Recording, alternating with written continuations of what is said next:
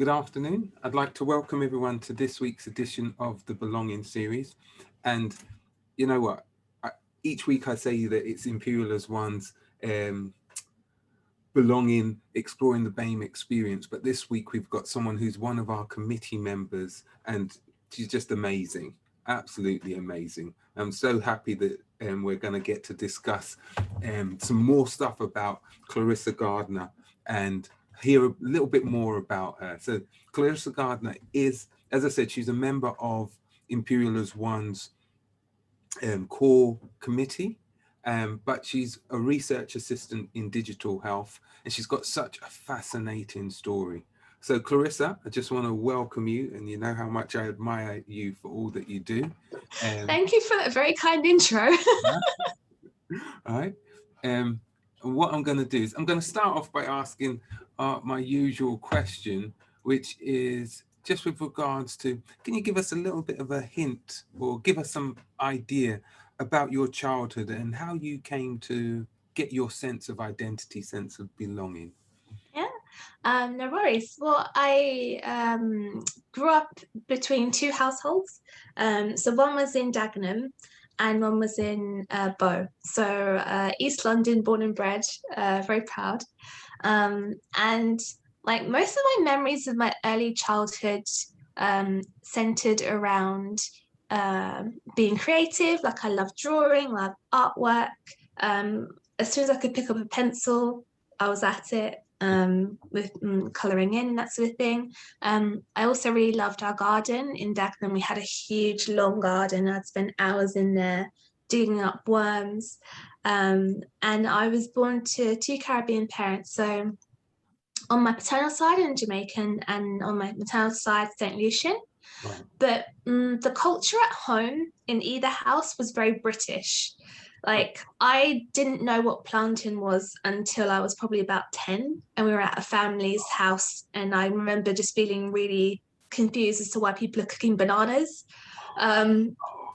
Yeah, like I generally didn't have that much exposure because I think when both of my parents came to this country, they were quite young, Right.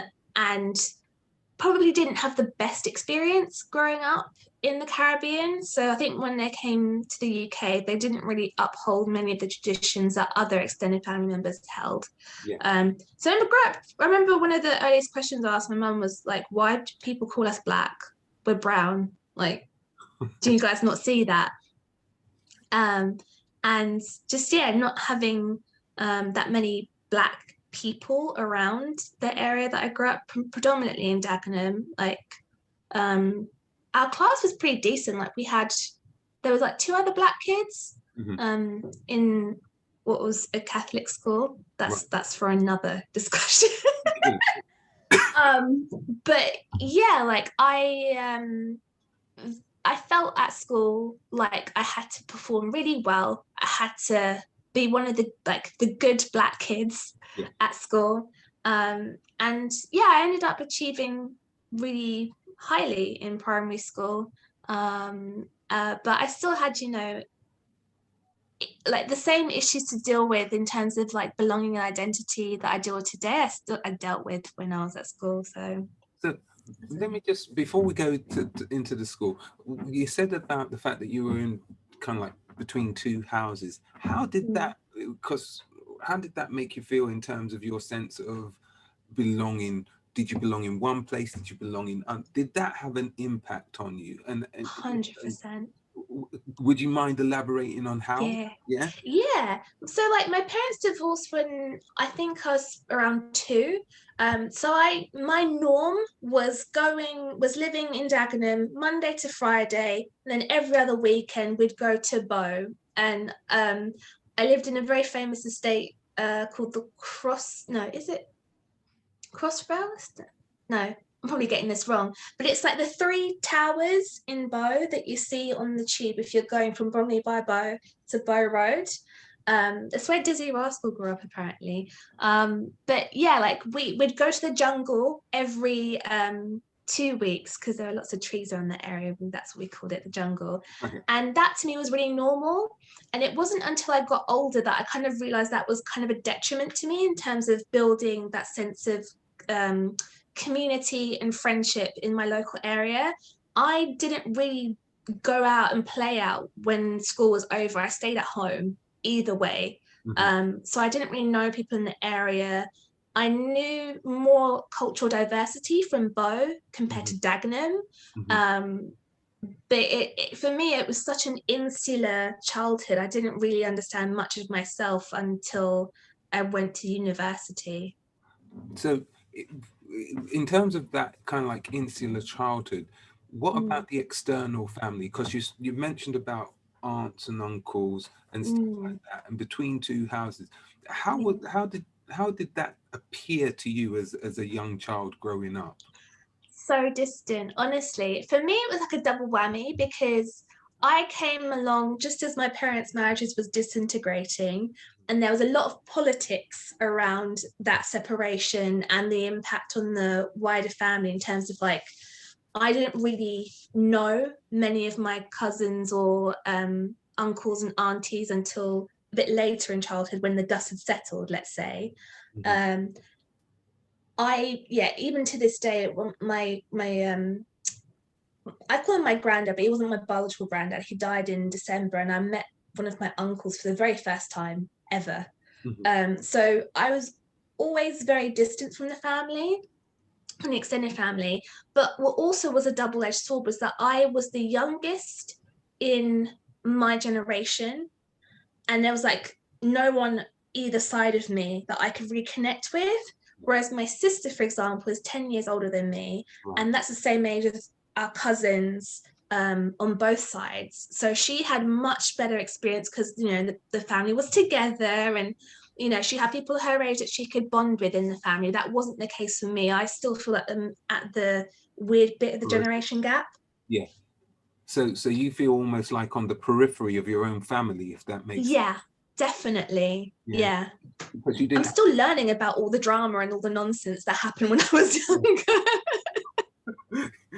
Yeah, because I suppose you did you kind of like feel as not like as an only child, but because there's that big difference between yourself and your sister, and if any other siblings, did that make you feel like I'm by myself most of the time? 100%. Like I would spend hours playing by myself, and I'd get so excited about it. Like I didn't really like being around other children because I felt so uncomfortable. Like it was really, and it still is quite difficult for me to socialize with other people because I just feel like it's such an, I have to really put myself out there, and I can't do that unless I'm really comfortable around people that I'm around. And it's just something where I've always been more comfortable in my own space, even to this day. Like some of my best moments in the day are bits where I get to have like a, you know, breather, and I just kind of have that time to myself because I'm very introverted in the sense that I don't dislike being around other people, but being around other people definitely takes energy away from me, and that's always been the case. Right. Okay. So how was it like when you were at school, for example? Because then you're in that environment with other kids and everything like that. But you said that you did it incredibly well at school. What would you put that down to? Do you know what? I was very positively inspired by my sister. She was like to me the first one in the family who really hit the ground running and displayed such a great ethic in terms of like work hard, get results. She inspires me to this day. Like she was the first in the family to go to university. Fantastic. And I just remember just wanting to be exactly like her. I just thought she was so cool. Although I didn't say that to her, of course. I did the typical little sister thing and just being like, oh, you suck or whatever. And deep down, she knew that I worshipped her, and I still do to this day. So she was very much my role model. Like my parents, in my opinion, weren't as invested in my education as I expected them to be. My teachers were the ones who, like the good ones who, you know, saw that I had some potential and worked with me. Like I wouldn't be here today if I didn't have the teachers that I did have, who really made me realize that if I just put a little bit more work into it, I can really achieve great things. Yeah. that sounds very positive from the schooling system, that Yeah, they really spotted your ability, and they yeah. helped to nourish, and with your sister as that role model. Mm, So what was it? You said your sister had that strong work ethic, and so she pushed on, and you mm, wanted to kind of like follow in her footstep.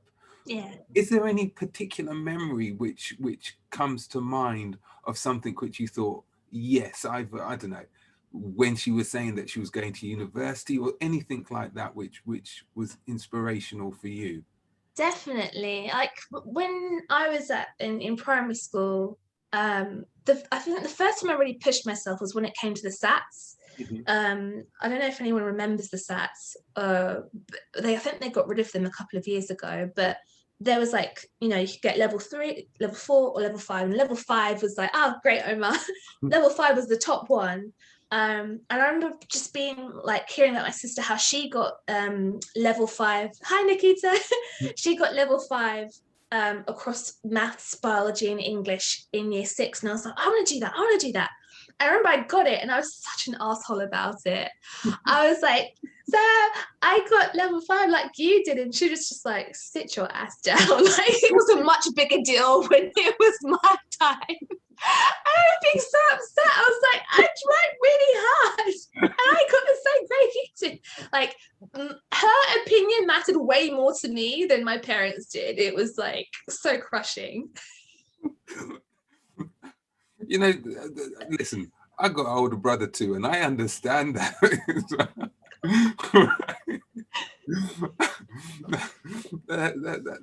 That's good.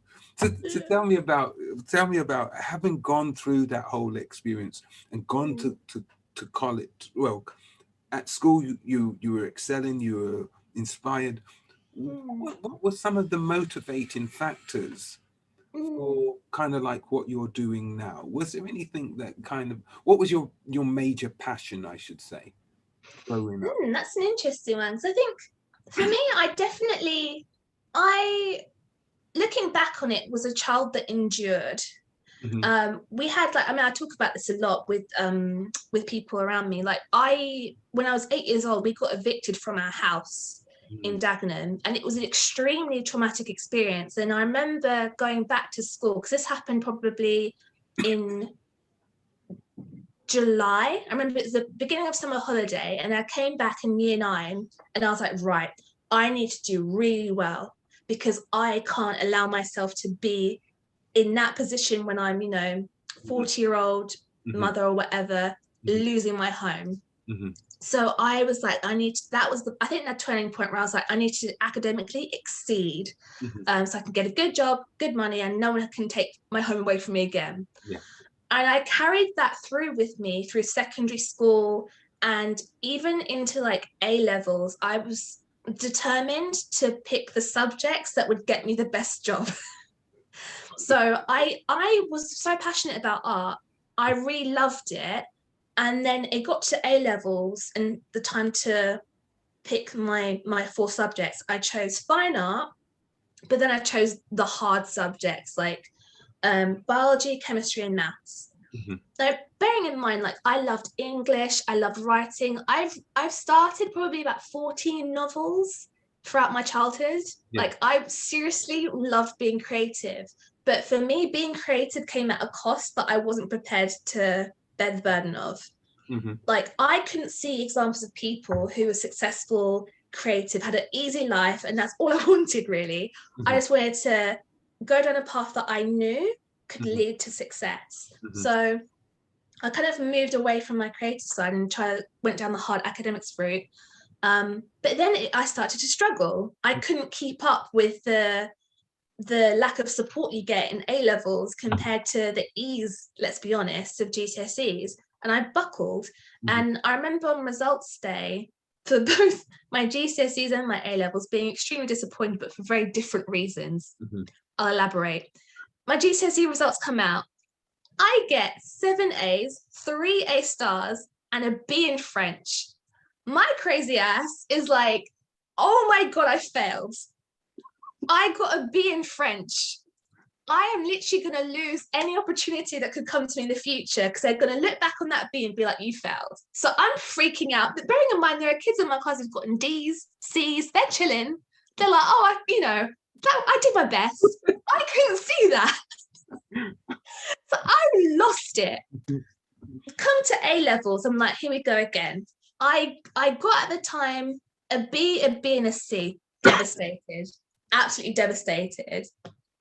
And I had pushed myself to the point where even in my results selection, or not in my university course selection, I really wanted to do medicine. I was like, I knew how, the steps to become a doctor. It's very straightforward. I can do that. I love biology. I love helping people. Great, I'll do that.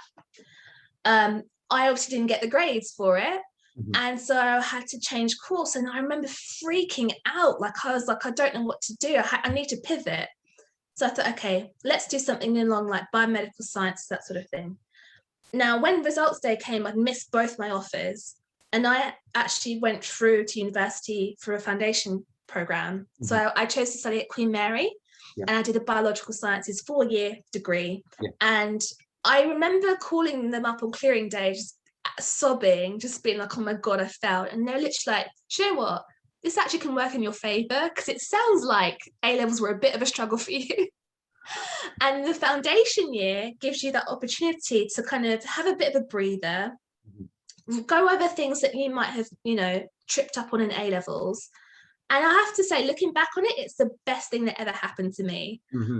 I definitely was forced to confront some of the anxiety I had from what happened when I was 8. And acknowledge it and work on it. And it's something I still do to this day. To tell me something about this foundation year then. I'm just curious about how you handle, conflict's not the right word, that disappointment, because for you it was disappointing. So 100%. Where was your support mechanisms for dealing with that? Only my sister and my teachers at A levels. Literally. I remember my sister calling me on the day, and she knew something was up, and she was the only one who really supported me through that and was like, helpful in trying to, address what really in hindsight was an overreaction. And my teachers in A levels were amazing. I still am Facebook friends with them to this day. And they sat me down, like they spent hours with me. And when I was freaking out, like I was an absolute mess, they sat with me.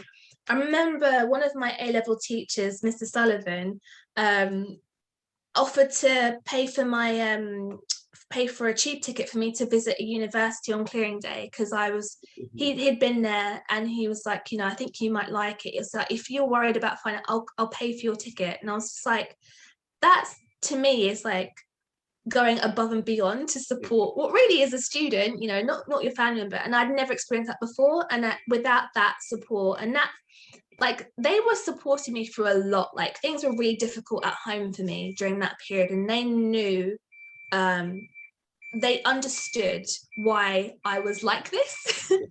And they really sat down with me and tried to calm me down, so I wouldn't be here if it wasn't for them. So I'm picking up that your sister was a support. You got support from everyone with the exception of your parents. Is that the kind of vibe? Pretty much. Yeah, definitely. I feel like it's one of those things where I reflect on how I experienced being a child in a two-parent, in a two household situation. And it's so easy for me to think of how things could have been a lot better. And I have this running thing where I'm still engaging with psychotherapy, and like I did lots of counseling and CBT while I was at uni. And at this point where I'm like paying for it, I'm just like, I really wish I could forward the invoices to my parents, because they did need that. you know. And I know it's not intentional. I know no one goes into having kids thinking I'm gonna, like, you know, really give them my emotional distress and, you know, pass on all the historic family trauma to them. But it's sometimes I look back and I'm just like, what were they playing at? Like, I haven't spoken to my dad in years. You know, I haven't spoken to my mother in years. And for me, I'm just like, I'm still reconciling with that. But in other ways, I'm just like, you know what, you have to just move on at some point and just accept that, you know, this is the way it is. And all I can do is do the work on myself to make sure that I can succeed in the future. Yeah, I understand that. It's interesting because family is often a starting point of support. Yeah. Helps you to develop your resilience against Yeah. everything else. And so for you, it sounds as though you didn't have that support, you didn't have that, and you've had, with the exception of your sister, Yeah. who's been there, your rock throughout, 100%. Yeah. you haven't had that necessary grounding, which many other people may take for granted. But I can understand that it's not that everyone does have that level of security. Yeah. So going forward, what do you think that you need or would you like to see in order to make this next step in your life's journey? Do you know, I think what I would like is for myself to be able to process what I went through and just to be able to not let it impact me the way that it usually does. Like I think a lot of the anxiety, well, pretty much all of the anxiety that I still have to this day is attributed to things that happened in my childhood, and feeling like I don't have that foundation to grow from. I want to be someone who can be kind to others, not necessarily knowing their story. So I think that's what people have done to me. Like, I look back on the way I was about 10 years ago, and I look back and think, oh my God, you were a mess. Like, how did you even have friends? But I think it's because, you know, sometimes people have this inherent quality whereby they don't have to know your story, but they can kind of see that maybe you are struggling, but underneath there's like decency there. So I hope to be someone who can be empathetic towards others, and that empathy is something that we as a society can build on, and we can be empathetic towards other people. I think definitely, like, because of my experience, I see things in a different way. I probably overanalyze things in a different way, but I can also appreciate, like, if someone is a bit, a bit erratic, I can probably think, oh, maybe they're having problems at home like I did. Or maybe they're masking something like I did all these years, which is why I'm so blunt about my experience now. But also I think just like I want to be someone who kind of can break the cycle. I think where there's a lot to like intergenerational drama and trauma that is apparent in our community. From other people I've spoken to, they can speak to, drama from their great grandparents. It's kind of permeated through to the current generation. I want to break that cycle. I think that's what I want, really, just to be at peace. I don't mean to keep going back, but there's one other question which I'm just interested in. Did you have any connection with like your grandparents or anything like that? Because oftentimes, if you can't speak to mum and dad, speak to grandparents, because it's kind of like at the end of the day, they give you back, right? And so they're all pampering. They love likewise. You. Yeah. No, I was very fortunate enough. Both my grandparents on my paternal side passed away. Well, one before I was born, one when I was too young to even know him. But in my early 20s, I got to meet my gran properly for the first time since being a little kid. And my biological grandpa, he was in St. Lucia all this time. I never knew him. But but Tony, who I always call my granddad, that was my gran's husband, Mhm. they were my grandparents, and like I loved spending time with them. Like Mhm. it was so difficult at the beginning because I didn't know them. Yeah. And again, I had my sister with me in the first couple of times because I was like, I can't be in a room with them. It's just too weird. Like they'd be Yeah. like, my my granddad was lovely. He just kept staring at me and like, you have really white eyes and white teeth. And I'm just like, okay, cool, right, talk to Sam. Like, um, but my gran, like, she's just so funny. Like, she's, she has some peculiar behaviors. She Yeah. doesn't always say the nicest things to people. Yeah. But I quite like that. She's a laugh. And at the end of the day, they were so supportive of me. Like I'd come and talk to them about problems I was having at work. And even if they didn't get it because they weren't there, they at least tried to engage conversation with me and they'd tell me about their experiences. And I got so much perspective from them as well. And yeah, it's a relationship I really value Mhm. because it's kind of gives me that kind of connection with my Caribbean heritage that I never really got before. Yeah. Like they're super Caribbean, like they talk patois between them. Mhm. And yeah, I just saw Dawn's comment, like, Yeah. yeah, no filter, which I think is again another blessing of being a grandchild. Like if my grand says something a bit cutting about a family member, I can just brush it off and just be like, crazy. But the children, let's say, are a bit more sensitive. And I can appreciate that because in that situation with me and my mother, it's the exact same thing. Yeah. Yeah. So yeah. Yeah. Yeah. No, Clarissa, it's really you've got a really fascinating story. That's all I know. So how then did you end up in the role which you're in now? Yeah, Yeah. because you've got a really interesting role which you do now. So how did you get to from like from your university degree to where Yeah. you are now, and what's your future aspirations? So it's really funny. I was thinking about this yesterday. We had an exercise at school where we had to envisage what we wanted to be in the future. And most people pick one career, right? That they want to do. I think I picked about four. I wanted to I wanted to be a doctor. Yeah, I wanted to be a psychiatrist. I wanted to be an artist, and I wanted to be a businesswoman. you can do Bear all with four. me. Yeah, yeah, yeah. Bear with me. So, like, after I realized medical school wasn't going to happen, Mhm.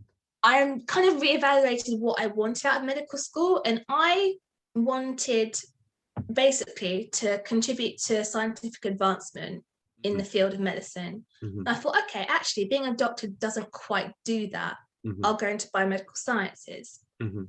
So I ended up doing a degree in medical genetics. Mhm. And throughout that degree, I was really invested in the academic environment. I knew I wanted to become a professor one day. Mhm. And while I was doing this kind of hard science, genetics, chemistry, all that sort of stuff, I realized that what still intrigues me, and that's why I was interested in being a doctor, is the patient experience. Right. So when it came to my final year research project, I did a qualitative and quantitative study on the effect of antidepressants on sleep quality. Right. Yeah. Like nothing to do with genetics, but it was something where you're working with patients, you're interviewing them, Mhm. looking at their data and seeing how, what the impact is on clinical decisions on people's lives. Mhm. So I did that project and I did really well on that project. And then I wanted to go on and do a master's degree. I was like, I don't want to leave university. I love studying. But financially, at that point, like, again, another issue of, either the schooling system or family experiences, I'd worked up a lot of debt from being in my overdraft for 3 years. So I was like, okay, I need to park that and find a job. So I found a job working on the 100,000 Genomes project as a clinical trial practitioner, which basically means that I would, similar to the research project, I'd screen people who were eligible for the study and I'd approach them, consent them, do an interview with them, and enroll them onto the study. I did that for 3 years, and I kind of got to the point where I was a bit fed up with the NHS structure in terms of like the hierarchy, the slow pace of things. I'd Mhm. had quite a few incidents of being bullied, Mhm. and I had one particularly bad experience with a consultant kind of yelling at me in my face. And I was like, oh, this isn't for me. I don't want to go to prison. I don't want to, I need to, Yeah. I was relatively young at that point, and I was like, I think this environment isn't conducive to, the work ethic and attitudes that I have. So I was looking for a job, and then this role came up as a research assistant in the Institute of Global Health Innovation. And I remember looking at the job advert, and in typical Imperial fashion, it didn't make sense to me. I didn't know what it was about. I called up John Luca, our centre manager, and I was like, can you tell me a bit more about this role? And he described to me, and I wasn't sure about it. I went for it anyway, had my interview, and then I got a really funny call from the HR team afterwards saying they wanted to consider me for a different role. They're giving the role that I was applying for to someone else, but they had something else come up. And I got a phone call from who's my now manager, and she was talking to me, but the reception wasn't very good. And she talked to me about something like simulation, digital health, patients, and I was like, great, yeah, I'll come for an interview. Hadn't a clue what the job was about. Literally was like, I'll take anything that sounds interesting. And I was like, oh, simulation, cool. I did the interview and it went well, and I joined the team, and I basically do what I think is really fun work. I evaluate digital health solutions with clinicians and patients. So looking at the kind of user experience of the tools, but also looking at how they can be implemented in clinical practice. And it's a really funny story, actually, in keeping with belonging, because I remember having my professional development review with my manager, Sarah, at the time, and she said to me, she was talking about we were talking about diversity in the workplace, and she was like, one of the other reasons why I thought it would be really good to bring you on board is because, as someone, from the Black community, there aren't enough of us. Like, she's also from a South Asian background, so she was like, I understand the pressure of being in an environment like this, and if you do well, we all do well, that sort of thing. So it's like actually having someone acknowledge that it is difficult to stay in academia is really important. And since getting this role, it's then open opportunities for me to enter studying again. So I got a discount to do a master's. So I'm doing my master's in healthcare and design. And just recently, again through connections with Imperial, I've applied for a PhD to hopefully start in October. Oh, fantastic. That's fantastic. So although it seemed like there was barriers, or you have encountered many barriers along the way, there has been a pathway. Thanks, Akita. There has been a pathway that's enabled you to get to where you want to be, or on the road to where you would like to be. Yeah, but that's the thing. I had no idea about this path. I had no idea that I could get I could pay a third of the tuition fees for a master's program if I worked with the university for a year. And I think it's really important to create those opportunities for early career professionals and advertise them, make it known that there are so many grants and scholarships out there, which means that you don't have to leave education if you're financially unable to support yourself. That's fantastic. I'm just looking at the time. I'd like to open it up to see if anyone else would like to ask some questions. Otherwise, I've got still a few more, which I always have to ask. Is there anyone else who'd like to ask a question at this point? Otherwise, I can kick off with some more. I'm just checking the chat if there were any. Yeah, feel free to unmute yourself, or, get your camera on. Let me see you. I have an indication from someone go for it. Right, there's someone pushing someone else to ask a question, so I'm not going to go down that route if they don't want to. But so what would your PhD be in? So just, is it going to be in a similar field, or what would it be? Yes, so it's an extension of the research project I'm doing at the moment, which is on the subject of Black mental health. Mm-hmm. So obviously, like, we're well aware of the poor outcomes of members of our community who engage with mental health services. Yeah. And I'm looking at how we can redesign mental health services that foster a sense of ownership amongst the community, Mm-hmm. so that we have a service that we are wanting to engage Mm-hmm. with and can get better outcomes from. So the PhD I'm doing as an extension of that, like underlying behavioral theories as to Mm-hmm. why we have an ownership of services in mental health care, and how we can design them better to suit our needs. Fantastic. So it'll be interviewing um, interviewing individuals about their Yeah. experiences of the system. Well, do you know what? The way that I've gone about it isn't down that route, and I tell you Okay. why. Because I thought there's actually about 30 years of research done Okay. about the experiences that people have had.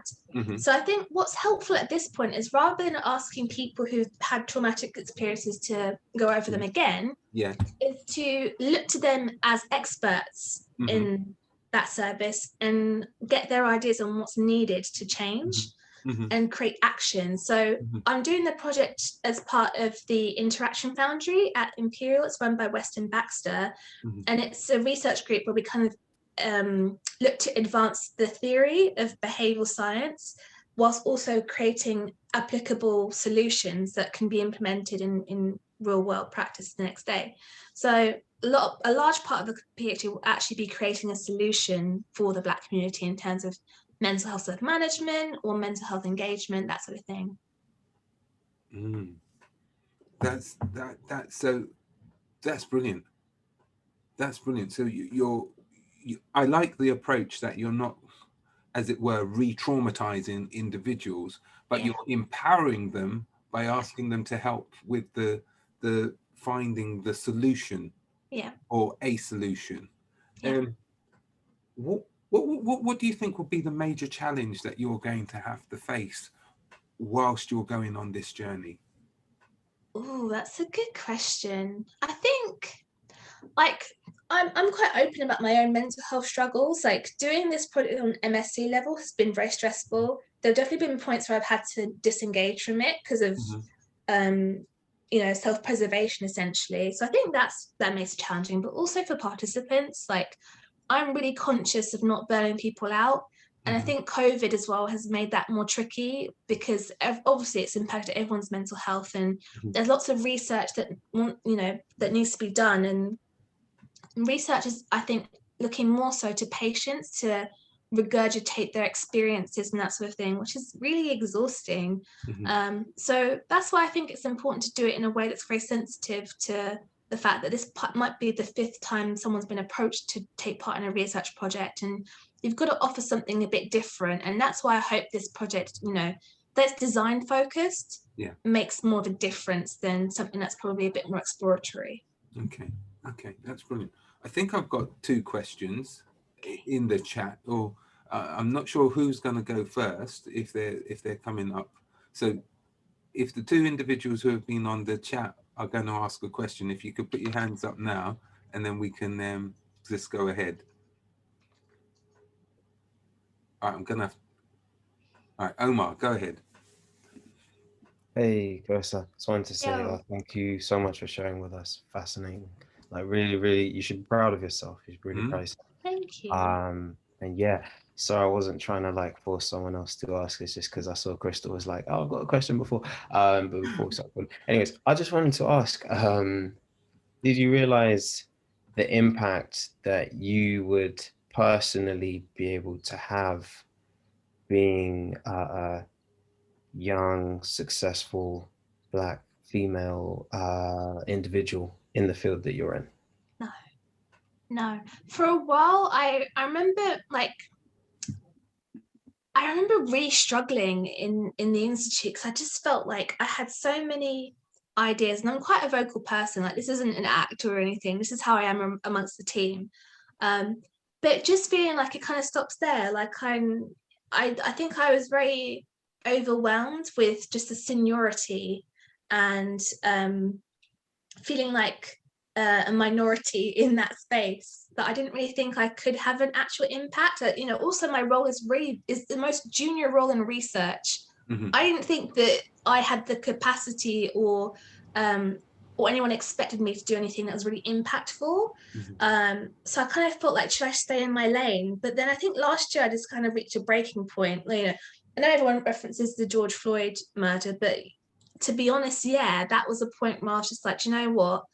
I can't afford to get upset about all the injustices happening in our community. I need to be part of the solution. And that's why I hope for everyone, really. Like, I know that we're all so hurt by what we experience day to day, let alone these kind of high profile events. Like, I just want us as a community to work together so that we empower each other and that we kind of take the brakes that we've kind of put on ourselves off.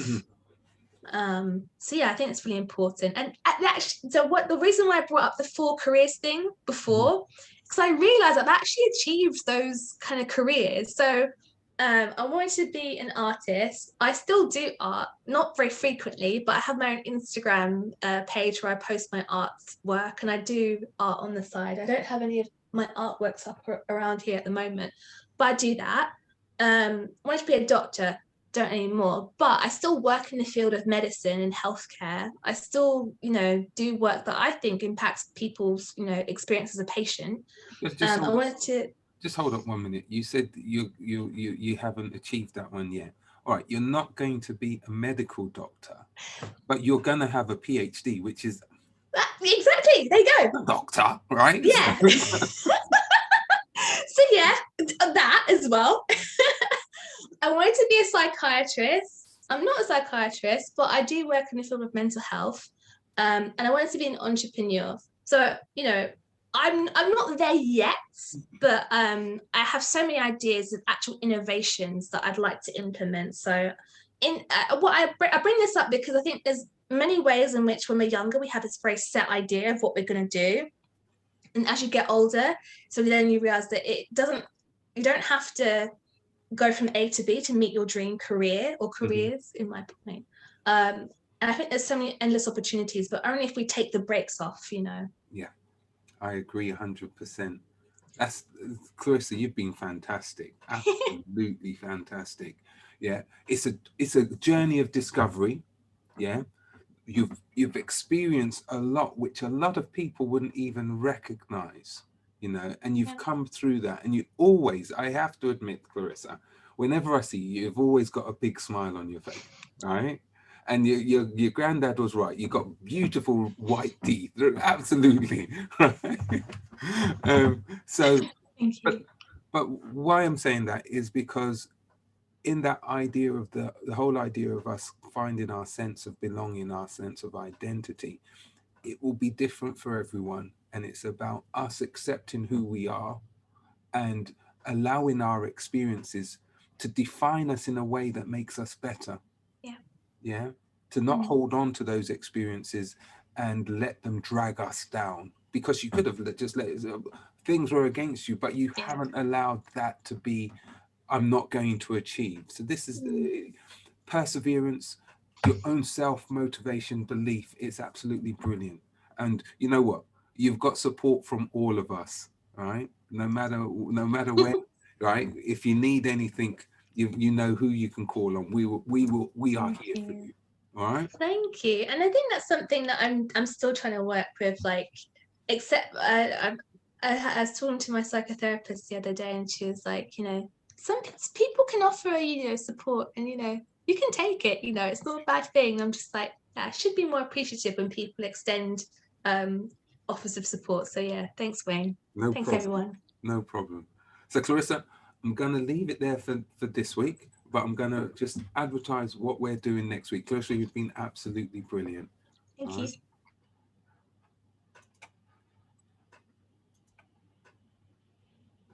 Oh, right. Just a minute. I just saw a question, but right. So next week we're going to have David Commission, who's Vincentian political activist and former founder of the Barbadian Commission for Pan-African Affairs. So he's going to be with us next week. So it's going to be another really interesting discussion. So please invite your friends to come along. And if you haven't been able to see any of the other interviews, have a look at our YouTube site, which is at tinyurl.com/belonging -IAO. You've got some really good interviews which we've done there. So until next week, I just want to wish everyone a pleasant weekend, and I'll see you again next week. Take care, everyone. Just stop the recording.